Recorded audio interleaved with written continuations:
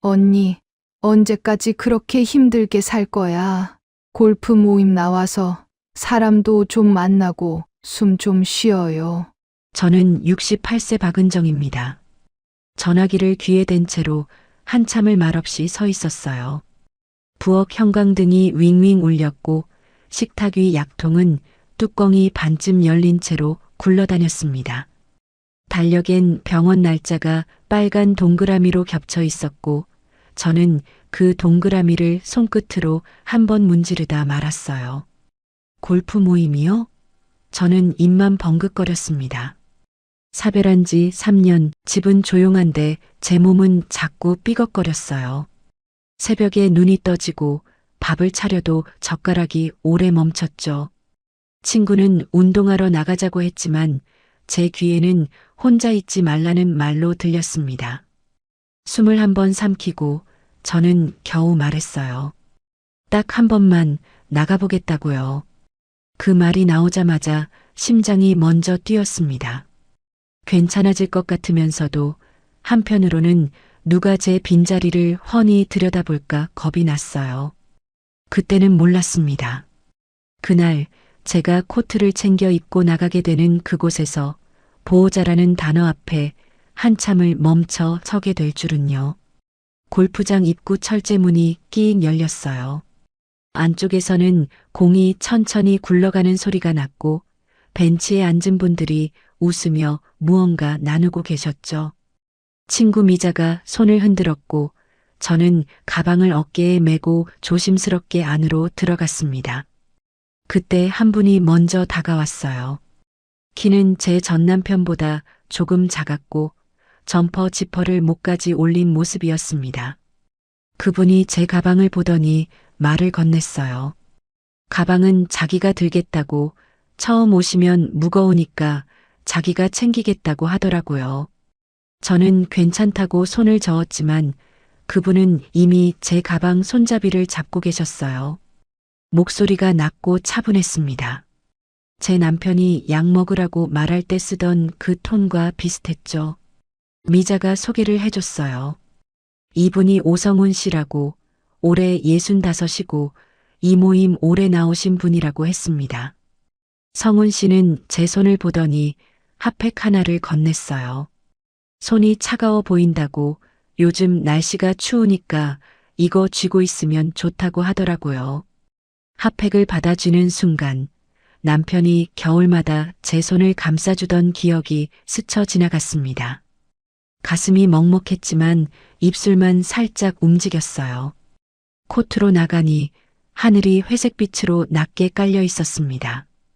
공은 생각보다 가벼웠고 클럽을 쥔 손엔 힘이 들어가지 않았어요. 성훈 씨가 옆에서 천천히 자세를 알려줬죠. 팔꿈치는 이렇게 펴고 허리는 조금만 숙이면 된다고 했습니다. 그분 목소리는 재촉하지 않았어요. 저는 공을 쳤고 공은 비틀거리며 옆으로 굴러갔습니다. 성훈 씨가 웃으며 말했어요. 처음엔 다 그렇다고 자기도 처음엔 공이 뒤로 가기도 했다고 하더라고요. 그 말에 미자와 다른 분들도 웃었고 저도 따라서 입꼬리가 올라갔습니다. 오랜만에 웃는 제 얼굴이 어색하게 느껴졌어요. 1시간쯤 치고 나니 벤치에 앉게 됐습니다. 성훈 씨가 물병 뚜껑을 열어서 제게 건넸어요. 물을 마시는데 목구멍이 메말라 있었던 게 느껴졌죠. 그분은 제 옆에 앉아서 하늘을 보고 있었습니다. 말을 걸지 않았어요. 그냥 같이 앉아 있는 거였죠. 모임이 끝나고 주차장으로 나왔을 때였어요. 성훈 씨가 다른 분들 앞에서 저를 우리 누님이라고 불렀습니다. 박은정 누님은 처음이시니까 다들 잘 챙겨달라고 자기가 먼저 신경 쓰겠다고 하더라고요. 사람들이 고개를 끄덕이며 웃었고 미자는 저를 보며 사람 괜찮지 않냐고 물었습니다. 저는 대답 대신 고개만 끄덕였어요. 버스를 기다리는데 성훈 씨가 다시 다가왔습니다. 다음 주에도 나오냐고 나오면 자기가 또 가방 들어주겠다고 했어요. 저는 생각해 보겠다고 말했지만 그분은 이미 괜찮다는 듯이 손을 흔들고 있었습니다. 집에 돌아와 현관문을 열었어요. 불을 켰지만 집은 여전히 조용했습니다.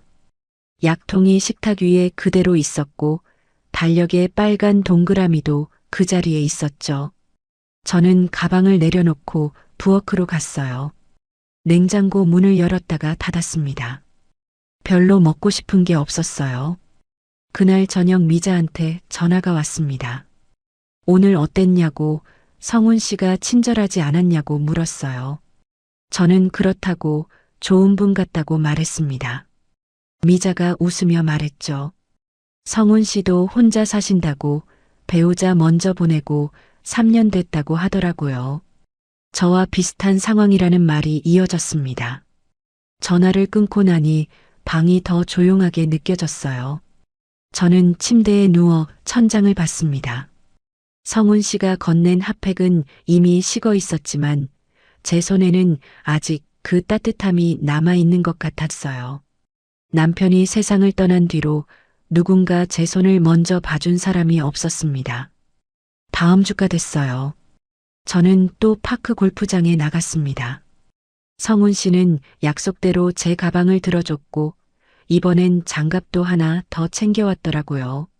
자기 집에 새 장갑이 남아서 가져왔다고 누님 손 작으니까 이게 맞을 거라고 했습니다. 장갑을 끼는데 손가락 끝이 딱 맞았어요. 그날 공을 치는데 성훈 씨가 옆에서 계속 응원했습니다. 잘한다고, 이번엔 멀리 갔다고, 자세가 좋아졌다고 하더라고요. 저는 그 말들이 부담스러우면서도 기분이 나쁘지 않았습니다. 오랜만에 누군가 제 행동을 지켜보고 있다는 느낌이었어요. 벤치에 앉았을 때 성훈 씨가 물었습니다. 혼자 사는 게 어떠냐고, 힘들지 않냐고 하더라고요. 저는 잠깐 멈칫했다가 괜찮다고 대답했어요. 그분이 고개를 끄덕이며 말했습니다. 자기도 처음엔 힘들었다고, 그런데 사람 만나고 이렇게 나오니까 숨통이 트이더라고 했죠. 그 말을 들으니 가슴이 조금 뜨거워졌어요. 저도 그랬거든요. 집에만 있으면 벽이 점점 좁아지는 것 같았고 나가야 한다는 생각만 맴돌았습니다. 성훈 씨는 제 표정을 보고 있었어요. 말을 더하지 않았지만 그분도 이해한다는 눈빛이었습니다. 모임이 끝나고 성훈 씨가 제안을 했어요. 다음 주에 같이 저녁 먹을 수 있냐고 근처에 괜찮은 국밥집이 있다고 하더라고요. 저는 망설였습니다. 미자가 옆에서 가보라고 밥 한 끼 먹는 건데 뭐 어떠냐고 웃으며 말했어요. 저는 생각해 보겠다고 했지만 성훈 씨는 기다리겠다는 표정으로 고개를 끄덕였습니다. 집에 돌아와 거울을 봤어요. 제 얼굴이 조금 달라 보였습니다. 뺨에 혈색이 돌았고 눈가 주름도 덜 깊어 보였죠. 저는 약통을 열어 약을 먹고 달력을 다시 봤어요. 병원 날짜는 여전히 빨간 동그라미로 표시돼 있었지만 그 옆에 파크 골프 모임 날짜가 연필로 적혀 있었습니다. 그날 밤 잠이 잘 왔어요. 새벽에 눈이 떠지지 않았고 아침에 일어났을 때 몸이 한결 가벼웠습니다. 저는 부엌으로 가서 물을 마시고 창문을 열어 환기를 시켰어요. 바람이 차가웠지만 싫지 않았습니다. 다음 주 저는 성훈 씨와 저녁을 먹으러 나갔어요. 국밥집은 작았지만 따뜻했고 김이 모락모락 나는 그릇이 앞에 놓였습니다. 성훈 씨는 제가 먹기 편하게 물수건을 먼저 건넸고 김치를 덜어주기도 했어요. 저는 국물을 한 숟가락 떠서 입에 넣었습니다. 오랜만에 밖에서 먹는 밥이 따뜻했어요. 밥을 먹으면서 성훈 씨가 자기 얘기를 조금 했습니다. 배우자를 먼저 보내고 혼자 살게 됐다고, 처음엔 집이 너무 넓게 느껴졌다고 하더라고요. 저는 고개를 끄덕였어요. 저도 그랬거든요. 성훈 씨는 그래서 파크 골프를 시작했다고, 나오니까 사람도 만나고 하루가 좀 채워지더라고 했습니다. 저는 그분 말을 들으며 제 이야기도 조금 꺼냈어요. 남편이 세상을 떠난 뒤로 집에만 있었다고, 그런데 요즘은 밖에 나오는 게 조금 익숙해진다고 했습니다. 성훈 씨가 웃으며 말했어요. 그렇게 하나씩 적응하는 거라고, 자기도 그랬다고 하더라고요. 밥을 다 먹고 나왔을 때 하늘은 어두워져 있었습니다. 성훈 씨가 집까지 바래다 준다고 했지만 저는 괜찮다고 손을 저었어요. 버스 정류장까지만 같이 걸었습니다. 버스를 기다리는 동안 성훈 씨는 제 옆에 서서 말없이 있었어요. 버스가 왔을 때 그분이 말했습니다. 다음 주에 또 보자고 파크 골프장에서 기다리겠다고 하더라고요. 버스 안에서 창밖을 봤어요. 성훈 씨는 손을 흔들고 있었고 저도 작게 손을 들어 올렸습니다. 버스가 출발하자 그분 모습이 점점 작아졌어요. 저는 핸드백 안에서 핫팩을 꺼냈습니다. 이번에도 성훈 씨가 건네준 거였어요. 아직 따뜻했습니다. 집에 도착해 불을 켰을 때 방은 여전히 조용했지만 예전만큼 무겁지 않았어요. 저는 약통을 챙기고 물을 마시고 침대에 누웠습니다. 잠들기 전 성훈 씨 얼굴이 떠올랐어요. 그분이 건넨 핫팩처럼 누군가의 친절이 이렇게 오래 남을 수도 있다는 게 낯설었습니다. 이 사람이 아니라 이 공기가 오랜만이라서 저는 어디까지 믿게 될까요? 그 뒤로 파크 골프 모임은 일주일에 2번으로 늘었어요. 성훈 씨는 매번 나왔고 저도 빠지지 않았습니다. 어느 날 벤치에 앉아 있는데 성훈 씨가 말을 꺼냈어요. 혼자 사는 게 외롭지 않냐고, 같이 살면 서로 의지가 되지 않겠냐고 하더라고요. 저는 깜짝 놀라서 그분을 봤습니다. 성훈 씨는 웃으며 말했어요. 갑자기 놀랐을 거라고, 그런데 자기는 진심이라고 했죠. 나이 들어 혼자 사는 게 얼마나 힘든지 안다고, 서로 챙기면서 살 수 있지 않겠냐고 하더라고요. 저는 대답을 못하고 물병만 만지작거렸습니다. 미자가 나중에 전화로 물었어요. 성훈 씨 제안 어떠냐고. 나쁘지 않은 분 같은데 생각해 보는 게 어떻겠냐고 했습니다. 저는 너무 빠른 것 같다고, 아직 준비가 안 됐다고 말했어요. 미자는 웃으며 말했죠. 우리 나이에 뭘 그렇게 오래 생각하냐고, 좋은 사람 만나면 그냥 가는 거라고 하더라고요. 한 달쯤 지나서 저는 성훈 씨 제안을 받아들였습니다. 깊게 생각한 건 아니었어요. 그냥 혼자 있는 게 지쳤고 누군가 곁에 있으면 덜 외로울 것 같았습니다. 성훈 씨는 좋아하며 제 손을 잡았어요. 잘 생각했다고, 자기가 잘해주겠다고 하더라고요. 결혼은 조촐하게 했습니다. 친척도 많이 부르지 않았고 모임 사람들만 몇 분 오셨어요. 성훈 씨는 그날 내내 웃었고 제 옆에 서서 사람들한테 인사를 시켰습니다. 사진을 찍을 때 성훈 씨가 제 어깨에 손을 올렸어요. 무겁지 않았지만 어색했습니다. 신혼집은 성훈 씨 집으로 정했어요. 제 집보다 넓었고 햇빛도 잘 들었습니다. 짐을 옮기는 날 성훈 씨가 도와줬지만 제 물건은 생각보다 적었어요. 옷 몇 벌, 약통, 그리고 남편 사진 액자 하나였습니다. 성훈 씨는 사진을 보더니 잠깐 말이 없었지만 곧 괜찮다며 거실 선반에 놓으라고 했어요. 첫날 밤은 조용했습니다. 저는 새 이불을 덮고 누웠지만 잠이 오지 않았어요. 성훈 씨는 옆에서 코를 골았고 저는 천장을 보며 남편 생각을 했습니다. 남편이 살아있었으면 이 자리에 누가 있을까, 그런 생각이 자꾸 들었어요. 아침에 일어나 밥을 차렸습니다. 성훈 씨는 식탁에 앉아 신문을 받고 저는 국을 데우고 반찬을 꺼냈어요. 밥을 먹는 동안 성훈 씨는 말이 없었습니다. 신문만 넘기고 젓가락으로 반찬을 집어 먹을 뿐이었어요. 저는 물을 따라드리며 물었습니다. 간은 괜찮냐고, 더 필요한 반찬 있냐고 했죠. 성훈 씨는 고개만 끄덕이고 신문을 계속 봤습니다. 파크 골프 모임에 나가면 성훈 씨는 달랐어요. 제 물병 뚜껑을 열어주고 천천히 치라고 말하고 사람들 앞에서 저를 챙겼습니다. 사진을 찍을 때도 제 어깨에 손을 올리고 우리 아내라고 소개했어요. 사람들은 웃으며 부러워했고 미자는 저한테 눈을 찡긋하며 잘 됐다고 했습니다. 하지만 집에 돌아오면 달랐어요. 현관문이 닫히는 순간 성훈 씨는 말이 줄었습니다. TV를 켜고 소파에 앉아 리모컨만 눌렀어요. 저는 부엌에서 설거지를 하고 빨래를 개고 약을 챙겼습니다. 성훈 씨는 제가 뭘 하든 TV만 봤어요. 어느 날 저녁 저는 오늘 좀 어지럽다고 말했습니다.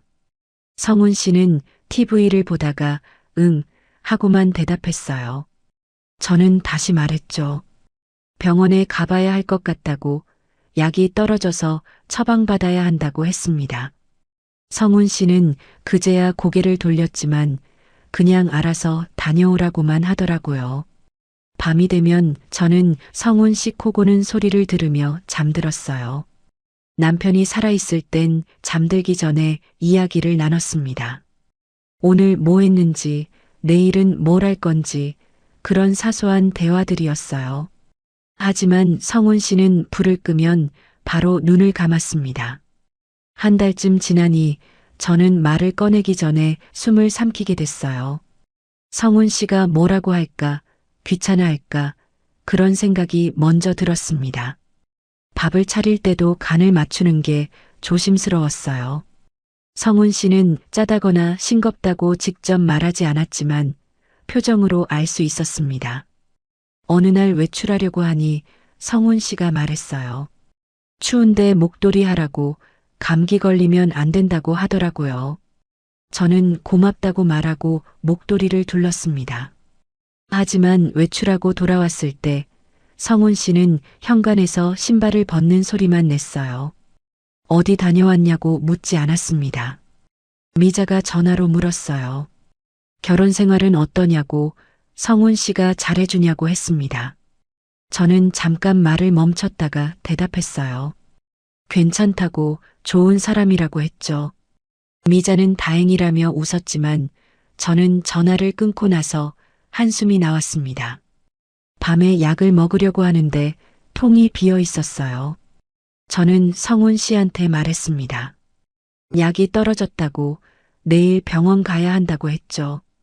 성훈 씨는 TV를 보다가 고개를 끄덕였지만 같이 가겠다는 말은 하지 않았습니다.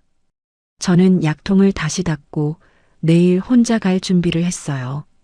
부엌에서 설거지를 하는데 형광등이 깜빡거렸습니다. 저는 의자를 가져와 형광등을 갈아 끼우려고 했어요. 손이 닿지 않아 까치발을 들었지만 여전히 부족했습니다. 성훈 씨는 거실에서 TV 소리만 키웠어요. 저는 의자에서 내려와 형광등을 그냥 뒀습니다.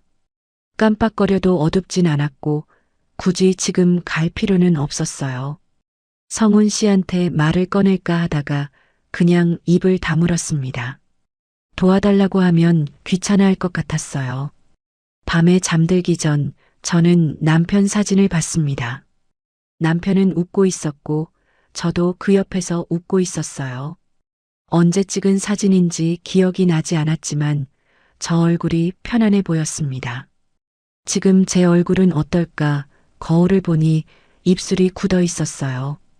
다음 날 아침 저는 밥을 차리고 성훈 씨를 불렀습니다. 성훈 씨는 세수를 하고 나와 식탁에 앉았어요. 밥을 먹는 동안에도 말이 없었고 젓가락이 그릇을 툭툭 치는 소리만 났습니다. 저는 물을 따라드리며 말했어요. 오늘 병원 간다고, 점심은 늦을 거라고 했죠. 성훈 씨는 고개만 끄덕이고 밥을 계속 먹었습니다. 병원에 가는 버스 안에서 창밖을 봤어요. 사람들이 걸어가고 차들이 지나갔습니다. 모두 어디론가 가고 있었지만 저는 어디로 가는 건지 잘 모르겠더라고요. 버스가 정류장에 멈췄고 저는 내려서 병원 쪽으로 걸었습니다. 저는 원래 무뚝뚝한 사람이라고 스스로를 설득할 수 있을까요?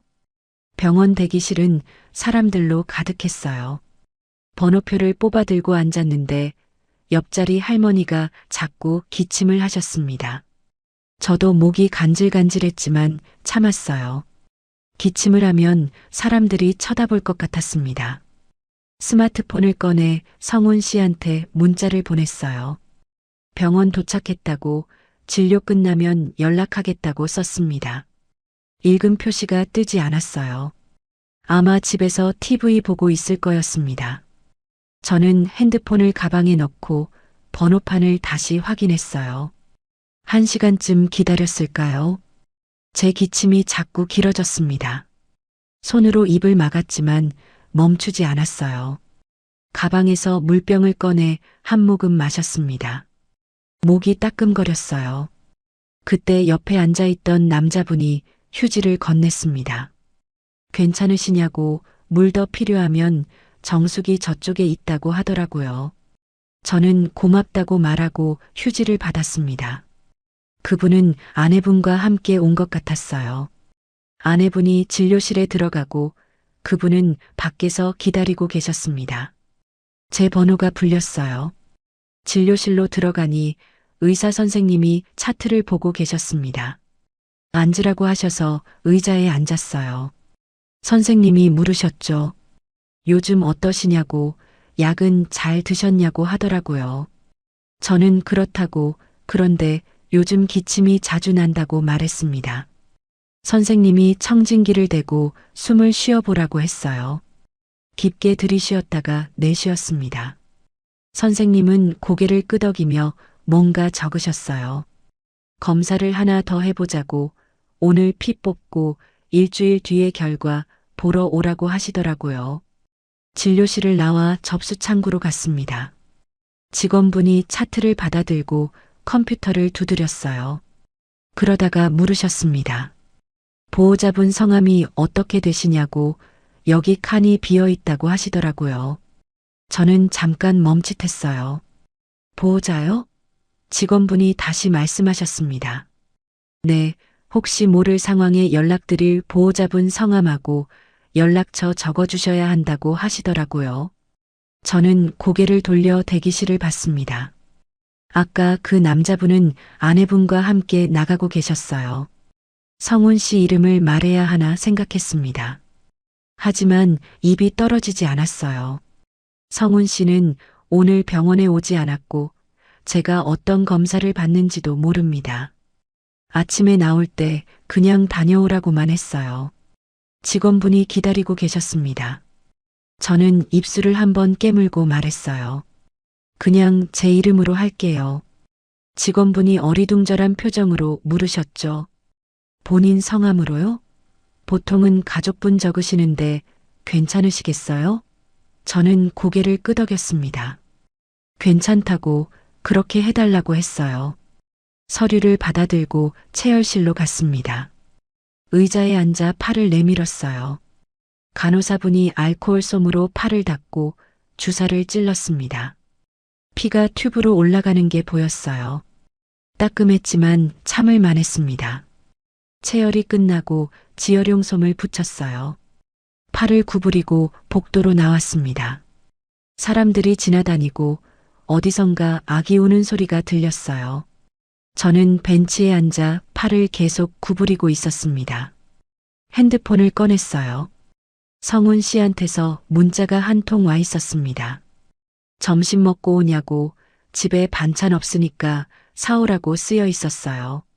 저는 문자를 읽고 답장을 쓰려다 그냥 핸드폰을 껐습니다. 엘리베이터를 타고 내려갔어요. 병원 밖으로 나오니 바람이 차가웠습니다. 저는 목도리를 여미고 걸음을 옮겼어요. 주차장을 지나는데 아까 그 남자분 부부가 차에 타는 게 보였습니다. 남자분이 아내분의 가방을 들어주고 차 문을 열어주더라고요. 저는 그 모습을 보다가 고개를 돌렸습니다. 버스 정류장으로 걸어가는데 다리가 무거웠어요. 버스가 왔고 저는 맨 뒷자리에 앉았습니다. 창밖을 보니 병원 건물이 점점 멀어졌어요. 집에 도착해 현관문을 열었습니다. 성훈 씨는 소파에 앉아 TV를 보고 있었어요. 제가 들어왔는데도 고개를 돌리지 않았습니다. 저는 신발을 벗고 가방을 내려놓고 부엌으로 갔어요. 냉장고를 열었습니다. 반찬이 거의 없었어요.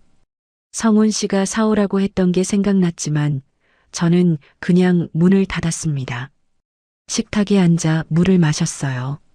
팔에 지혈솜이 벗겨질 것 같아 다시 눌렀습니다. 성훈 씨가 부엌으로 왔어요.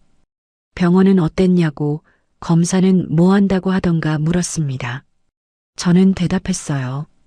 피 뽑았다고, 일주일 뒤에 결과 나온다고 했죠. 성훈 씨는 그래 하고 냉장고를 열어 물을 꺼냈습니다. 그리고 다시 거실로 갔어요. 저는 식탁에 그대로 앉아 있었습니다.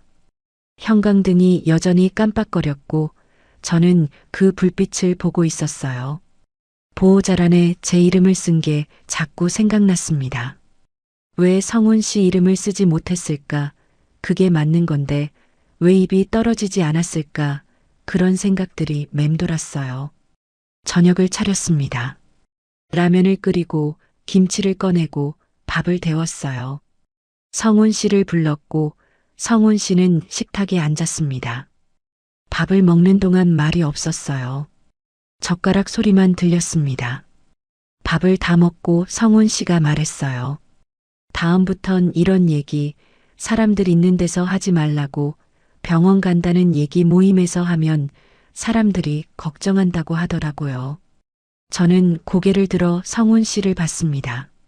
여긴 사람 없다고, 집인데 왜 그런 말을 하냐고 물으려다가 입술만 닫았어요. 설거지를 하고 약을 챙겼습니다. 새로 받은 약봉투를 뜯어 알약을 꺼냈어요. 물과 함께 삼키는데 목이 메었습니다. 기침이 다시 올라왔지만 참았어요. 밤에 침대에 누웠습니다.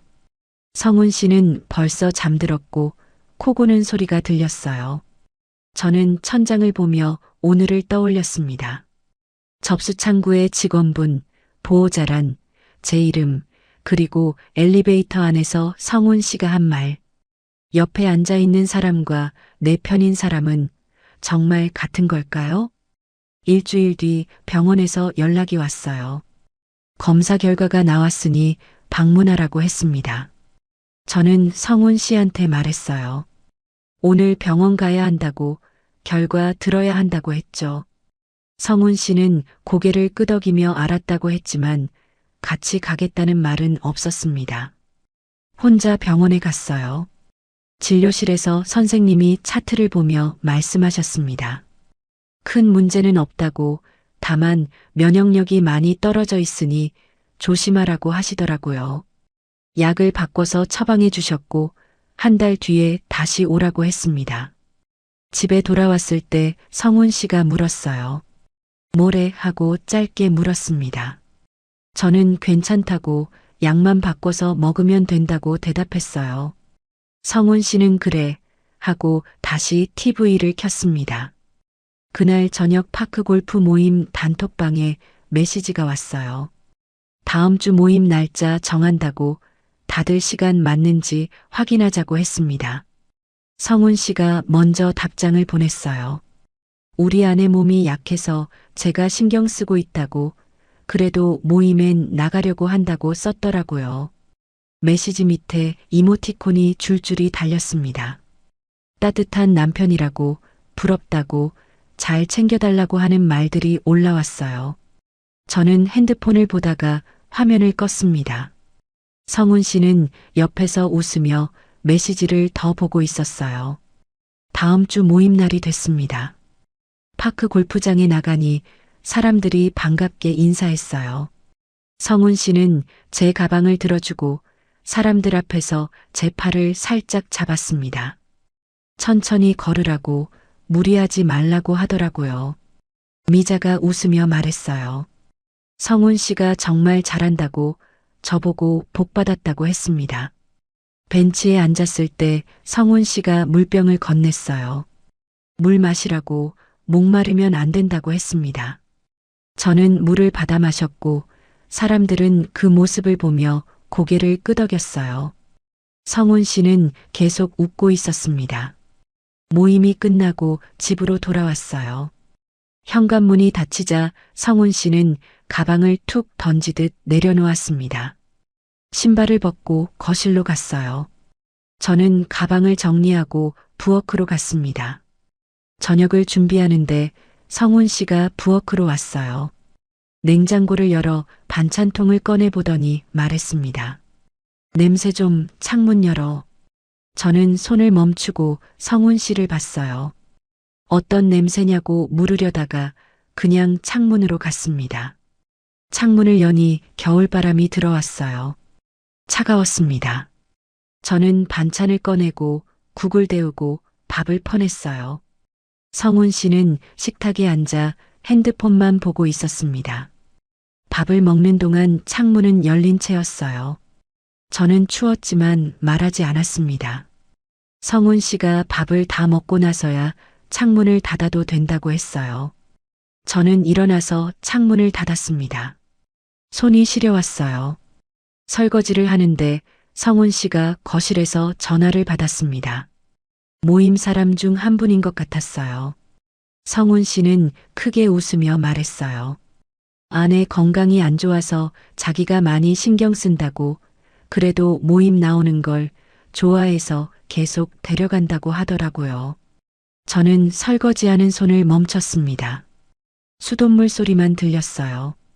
성훈 씨는 계속 전화하고 있었고 저는 물을 끄고 수건으로 손을 닦았습니다. 약을 먹으려고 봉투를 꺼냈어요. 새로 받은 약이 생각보다 많았습니다. 알약을 손바닥에 올려놓고 물을 마셨어요. 목구멍을 넘어가는 게 느껴졌습니다. 밤에 침대에 누웠을 때 성훈 씨가 말했어요. 내일은 집에 있으라고, 밖에 나가면 피곤할 거라고 하더라고요. 저는 대답하지 않았습니다. 성훈 씨는 불을 끄고 눈을 감았어요. 저는 어둠 속에서 천장을 봤습니다. 성훈 씨 코 고는 소리가 들렸고 저는 이불을 목까지 끌어올렸어요. 몸이 따뜻해지지 않았습니다. 다음 날 아침 밥을 차리는데 손에 힘이 없었어요. 국을 뜨다가 국자를 놓칠 뻔했습니다. 성훈 씨는 식탁에 앉아 신문을 보고 있었어요. 저는 밥그릇을 놓고 반찬을 꺼냈습니다. 밥을 먹다가 성훈 씨가 말했어요. 오늘 청소 좀 해두라고, 먼지가 보인다고 하더라고요. 저는 고개를 끄덕였습니다. 성훈 씨는 밥을 다 먹고 설거지는 나중에 하라고 말하며 나갔어요. 혼자 남은 부엌에서 저는 그릇을 바라봤습니다. 설거지를 시작했지만 손이 자꾸 떨렸어요. 그릇 하나가 미끄러져 싱크대에 부딪혔습니다. 깨지지는 않았지만 소리가 컸어요. 청소를 했습니다. 거실을 쓸고 걸레질을 하고 먼지를 닦았어요. 중간에 어지럼이 올라왔지만 앉지 않았습니다. 그냥 벽에 손을 짚고 숨을 고르고 다시 청소를 계속했어요. 오후가 됐을 때 미자한테서 전화가 왔습니다. 요즘 어떠냐고, 성훈 씨가 잘해주냐고 물었어요.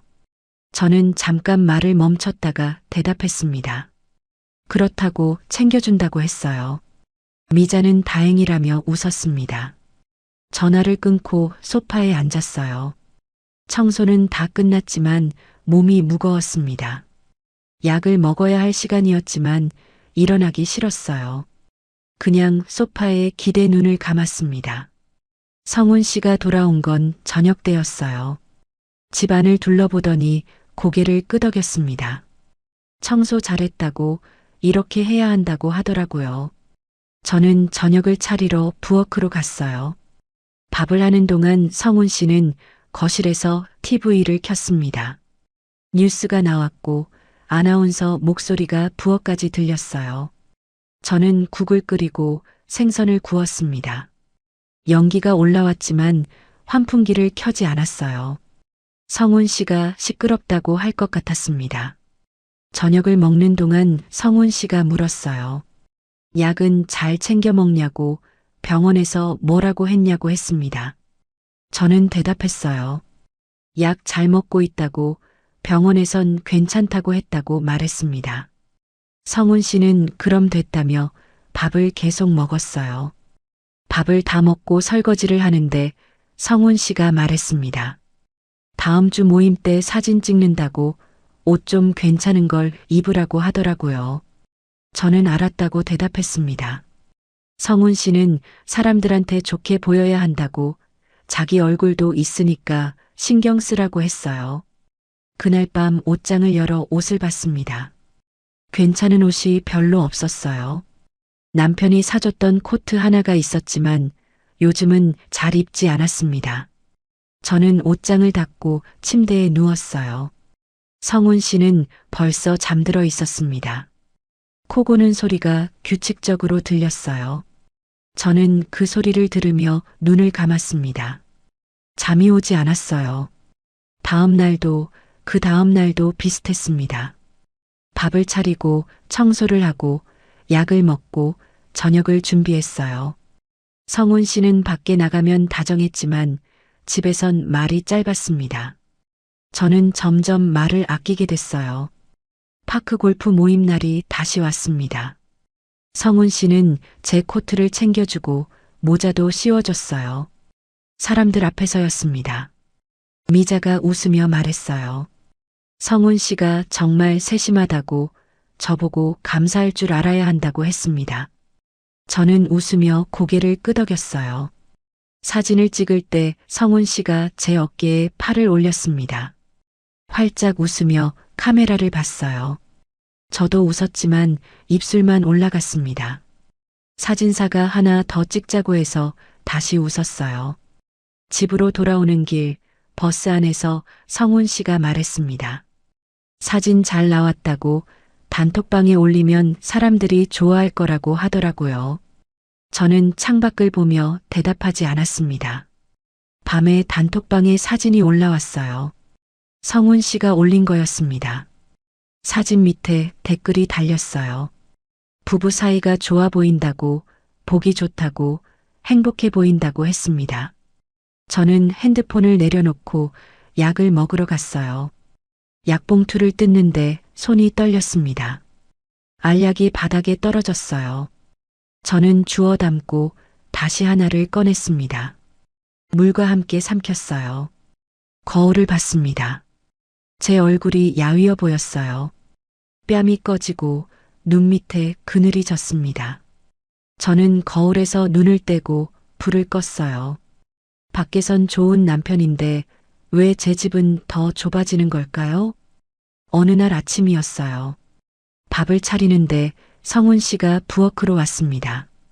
어제 설거지 덜 했다고 싱크대에 그릇 하나 남아 있었다고 하더라고요.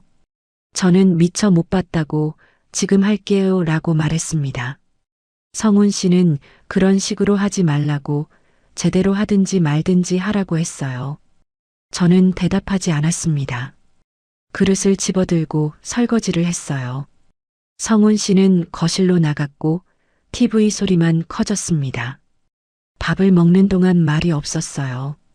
젓가락 소리만 들렸습니다. 저는 밥을 다 먹고 일어나려는데 성훈 씨가 말했어요. 앉아 하고 짧게 말했습니다. 저는 다시 앉았어요. 성훈 씨가 말했습니다. 요즘 예민하다고 그 얘긴 그만하자고 하더라고요. 무슨 얘기냐고 물으려 했지만 성훈 씨는 벌써 일어나고 있었습니다. 그냥 알아서들 하라는 말만 남기고 나갔어요. 저는 식탁에 앉아 있었습니다. 성훈 씨가 무슨 얘기를 하는 건지 잘 모르겠더라고요. 그냥 제가 뭔가 잘못한 것 같았습니다. 손이 떨렸어요. 그날 저녁 성훈 씨가 늦게 들어왔습니다. 저는 밥을 차려놓고 기다리고 있었어요. 성훈 씨는 식탁에 앉지 않고 냉장고를 열어 물을 꺼냈습니다. 밥 안 먹냐고 물으니 밖에서 먹었다고 하더라고요. 저는 혼자 밥을 먹었습니다. 국은 식어 있었고 반찬도 차갑게 굳어 있었어요. 입에 넣었지만 넘어가지 않았습니다. 저는 숟가락을 내려놓고 물을 마셨어요. 밤에 잠이 오지 않았습니다. 성훈 씨는 옆에서 자고 있었고 저는 천장만 보고 있었어요. 그 얘긴 그만하자는 말이 자꾸 맴돌았습니다. 어떤 얘기를 하지 말라는 건지 저는 뭘 잘못한 건지 알 수가 없었어요. 다음 날 아침 저는 캐리어를 꺼냈습니다.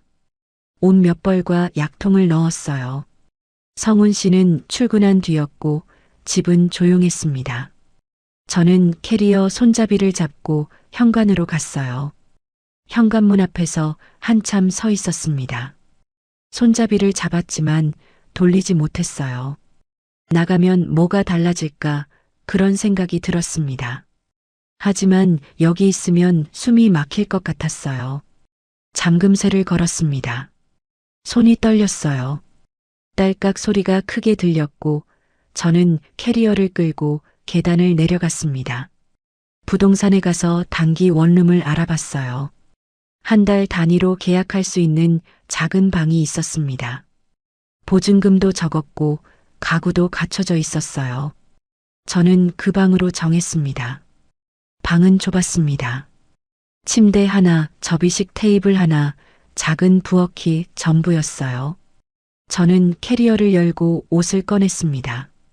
옷장에 걸고 약통을 테이블 위에 놓았어요. 창문을 열었습니다. 바람이 들어왔고 밖에서 차 지나가는 소리가 들렸어요. 저는 테이블에 앉아 방을 둘러봤습니다. 아무것도 없었지만 답답하지 않았어요. 핸드폰을 꺼냈습니다. 성훈 씨한테서 전화가 와 있었어요. 5통이나 있었습니다. 저는 전화를 받지 않았어요. 문자를 보냈습니다. 며칠 혼자 있을 거라고 연락하지 말아달라고 썼어요. 곧 전화가 다시 왔습니다. 저는 핸드폰을 뒤집어 놓고 침대에 누웠어요. 천장이 낮았지만 편안했습니다. 숨을 한번 길게 뱉었어요. 저녁이 됐을 때 밖으로 나갔습니다. 근처 편의점에서 김밥 하나를 샀어요. 방으로 돌아와 김밥을 먹었습니다. 맛이 없었지만 배는 채워졌어요. 밤에 이불을 펴는 소리만 컸습니다. 저는 이불을 덮고 눈을 감았어요. 성훈 씨 코 고는 소리가 들리지 않았습니다. 조용했어요. 다음 날 아침 미자한테서 전화가 왔습니다. 어디 있냐고 성훈 씨가 찾는다고 하더라고요. 저는 잠깐 혼자 있는 거라고 괜찮다고 말했습니다. 미자는 무슨 일 있냐고 물었지만 저는 아무 일 없다고만 대답했어요. 전화를 끊고 창밖을 봤습니다. 사람들이 출근하고 있었어요. 저도 나가야 하나 생각했지만 몸이 움직이지 않았습니다. 그냥 창가에 앉아 밖을 보고 있었어요. 오후쯤 됐을 때 파크 골프 모임 단톡방에 메시지가 떴습니다. 성훈 씨가 올린 거였어요. 요즘 아내가 예민해서 자기가 조심하고 있다고 모임엔 나가려고 하는데 컨디션 봐서 결정하겠다고 썼더라고요. 댓글이 달렸습니다. 힘내라고, 잘 챙겨주라고, 여자들은 원래 그렇다고 하는 말들이었어요. 저는 핸드폰을 내려놓았습니다. 며칠 뒤 미자가 다시 전화했어요. 언니 어디 아프냐고 사람들이 걱정한다고 했습니다. 저는 아프지 않다고 그냥 좀 쉬고 있다고 말했어요. 미자가 물었습니다. 성훈 씨랑 무슨 일 있냐고, 왜 그렇게 됐냐고 하더라고요. 저는 대답하지 못했습니다. 뭐라고 설명해야 할지 몰랐어요. 싸운 것도 아니고 큰일이 있었던 것도 아닙니다. 그냥 숨이 막혀서 나온 거였어요. 미자는 말했습니다. 성훈 씨가 많이 속상해한다고, 언니가 갑자기 나가서 당황했다고 하더라고요. 모임 사람들도 걱정한다고 빨리 돌아가는 게 좋겠다고 했습니다. 전화를 끊고 저는 테이블에 앉았어요. 약통을 열어 약을 먹었습니다. 물을 마시는데 손이 떨렸어요. 저녁 때 성훈 씨한테서 문자가 왔습니다. 언제 집에 오냐고 사람들이 다 물어본다고 썼더라고요. 저는 답장을 쓰지 않았습니다. 밤에 침대에 누워 생각했어요. 집을 나온 사람이 된 순간 모임에서도 자리를 잃은 것 같았습니다. 사람들은 제가 왜 나왔는지 묻지 않았어요. 그냥 언제 돌아가냐고만 물었습니다. 일주일쯤 지났을 때 단톡방에서 나왔습니다. 더 이상 메시지를 보고 싶지 않았어요. 성훈 씨 이름도 사람들 격려도 아무것도 보고 싶지 않았습니다. 방에 혼자 있는 시간이 길어졌어요. 밖에 나가지 않았고 편의점에서 사온 음식만 먹었습니다. 약은 계속 챙겨 먹었어요. 어느 날 거울을 봤습니다. 제 얼굴이 더 야위어 보였어요. 눈은 푹 꺼지고 입술은 갈라져 있었습니다. 저는 거울에서 눈을 돌렸어요. 창밖을 보니 비가 내리고 있었습니다. 빗소리가 창문을 두드렸어요. 저는 창가에 앉아 비를 보고 있었습니다. 오래 그렇게 앉아 있었어요. 집을 나온 사람이 되는 순간 모임에서도 설 자리를 잃게 될까요? 한 달이 지났습니다. 원룸 계약을 연장할지 고민하고 있었어요. 부동산에서 연락이 왔고 저는 한 달 더 있겠다고 말했습니다. 병원에서도 연락이 왔어요. 정기 검진 날짜가 다가온다고 예약을 확인하라고 했습니다. 저는 달력을 봤어요. 빨간 동그라미가 그려진 날이 이틀 뒤였습니다. 병원에 가는 날 저는 일찍 일어났어요. 씻고 옷을 입고 가방을 챙겼습니다. 약통도 넣고 건강보험증도 챙겼어요. 거울을 한번 보고 방을 나섰습니다. 버스를 타고 병원으로 갔어요. 창밖을 보니 하늘이 맑았습니다. 사람들이 걸어가고 차들이 지나갔어요. 저는 핸드백을 무릎에 올려놓고 가만히 앞을 봤습니다. 병원에 도착해 접수를 했어요. 직원분이 차트를 꺼내며 물었습니다. 보호자분 연락처 그대로 둘까요? 아니면 바꾸실 건가요? 저는 잠깐 멈췄습니다. 주민센터에 다녀온 게 생각났어요. 며칠 전이었습니다. 긴급 연락처를 정리하러 갔었어요. 직원분이 물었습니다. 배우자분 맞으시냐고 그대로 두면 되냐고 했죠. 저는 그때 말했습니다. 아니요, 제 이름으로 정리할게요. 직원분이 다시 물었어요. 본인 성함으로 하시는 거 맞으시냐고 보통은 가족분 적으시는데 괜찮으시냐고 했습니다. 저는 고개를 끄덕였어요. 괜찮다고 그렇게 해달라고 말했습니다. 서류를 받아들고 나왔을 때 손이 떨렸어요. 하지만 가슴은 조금 가벼웠습니다. 제 이름이 적힌 서류를 가방에 넣고 집으로 돌아왔어요. 병원 접수 창구에서 저는 직원분께 말했습니다. 바꾸겠다고 제 이름으로 하겠다고 했어요. 직원분이 알겠다며 컴퓨터를 두드렸습니다. 새 서류를 내밀었고 저는 보호자란에 제 이름을 적었어요. 펜을 쥔 손에 힘이 들어갔습니다. 이름을 한 글자씩 또박또박 썼어요. 다 쓰고 나서 그 이름 옆에 동그라미를 쳤습니다. 그 동그라미는 남편도 성훈 씨도 아니었어요. 제가 제 편이 되는 표시였습니다. 진료를 받고 나왔습니다. 별다른 문제는 없었어요. 약만 계속 먹으면 된다고 한 달 뒤에 다시 오라고 했습니다. 저는 약봉투를 받아들고 밖으로 나왔어요. 병원 밖에 나오니 햇빛이 눈부셨습니다. 저는 잠깐 서서 하늘을 봤어요. 구름이 천천히 흘러가고 있었습니다. 걸으면서 생각했어요. 누군가의 평판이 아니라 제 숨이 먼저라는 걸 이제야 알게 됐다고요. 사람들이 뭐라고 하든 성훈 씨가 뭐라고 말하든 저는 제가 숨 쉴 수 있는 곳에 있어야 한다는 걸 느꼈습니다. 파크 골프장 앞을 지나갔어요. 철제문이 열려 있었고 안에서 공 굴러가는 소리가 들렸습니다. 저는 멈춰서서 안을 봤어요. 사람들이 공을 치고 벤치에 앉아 이야기를 나누고 있었습니다. 저는 철제문을 밀고 안으로 들어갔습니다. 코트 옆 벤치에 앉았어요. 아무도 저를 알아보지 못했습니다. 그냥 지나가는 사람처럼 보였을 거예요. 벤치 옆에 공 하나가 굴러와 있었습니다. 저는 그 공을 집어들었어요. 손바닥에 올려놓고 한참 보다가 천천히 앞으로 굴렸습니다. 공이 잔디 위를 굴러갔어요. 빠르지도 느리지도 않게 굴러갔습니다. 누가 보고 있는지 신경 쓰지 않았어요. 잘 치고 있는지, 자세가 맞는지, 그런 것도 중요하지 않았습니다. 그냥 제 숨에 맞춰서 공을 보냈어요. 공이 멈췄습니다. 저는 벤치에서 일어났어요.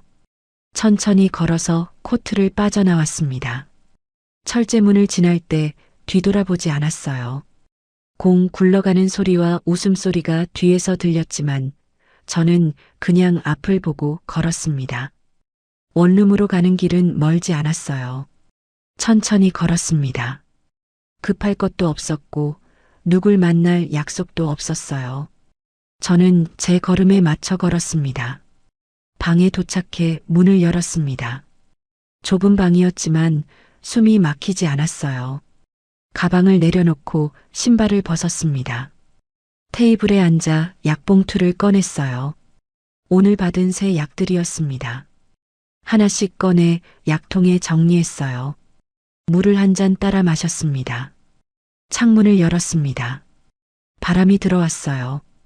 커튼이 흔들렸습니다. 저는 창가에 서서 밖을 봤어요. 해가 지고 있었습니다. 핸드폰을 꺼냈습니다. 성훈 씨한테서 문자가 와 있었어요. 집에 언제 오냐고, 이제 그만 돌아오라고 썼더라고요. 저는 문자를 읽고 답장을 쓰지 않았습니다. 미자한테서도 문자가 와 있었어요. 언니 괜찮냐고 모임 사람들이 보고 싶어 한다고 했습니다. 저는 그 문자도 답장하지 않았어요. 저녁을 간단히 먹었습니다. 라면을 끓이고 김치를 곁들였어요. 혼자 먹는 밥이었지만 편했습니다. 설거지를 하고 약을 먹었어요. 알약을 삼킬 때 목이 메지 않았습니다. 물과 함께 천천히 넘어갔어요. 밤이 됐습니다. 저는 침대에 누워 천장을 봤어요. 조용했습니다. 누구 코 고는 소리도 TV 소리도 들리지 않았어요. 저는 눈을 감았습니다. 잠들기 전 생각했어요.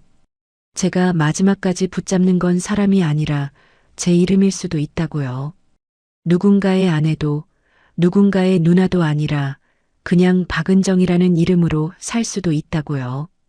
아침에 일어났을 때 햇빛이 창문으로 들어오고 있었습니다. 저는 일어나 커튼을 열었어요. 밖에선 사람들이 출근하고 차들이 지나가고 있었습니다. 부엌으로 가서 물을 끓였어요. 차 한 잔을 우려 마셨습니다.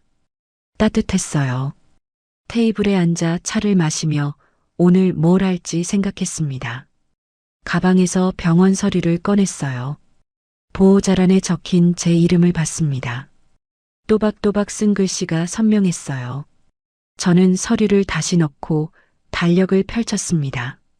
다음 병원 날짜에 빨간 동그라미를 그렸어요.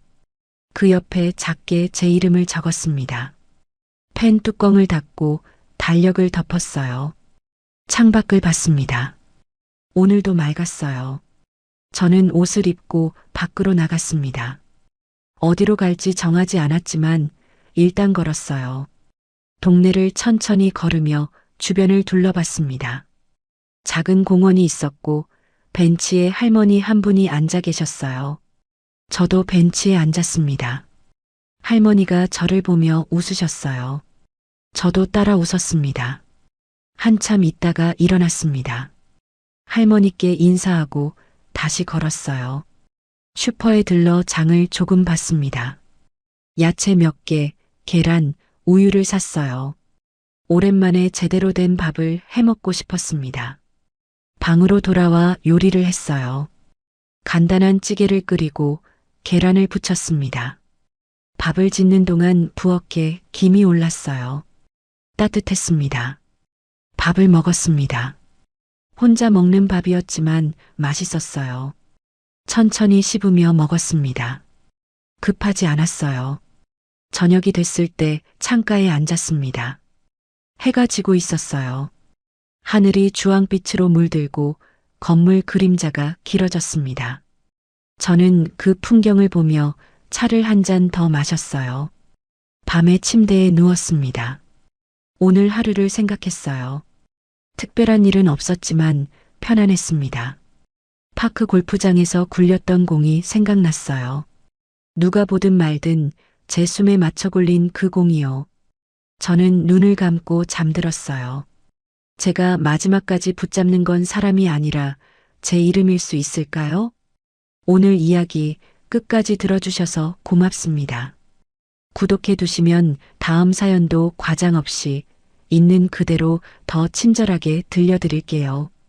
끝까지 보실 분들은 지금 화면 왼쪽 재생 목록부터 눌러서 같은 흐름의 사연들을 이어서 보세요.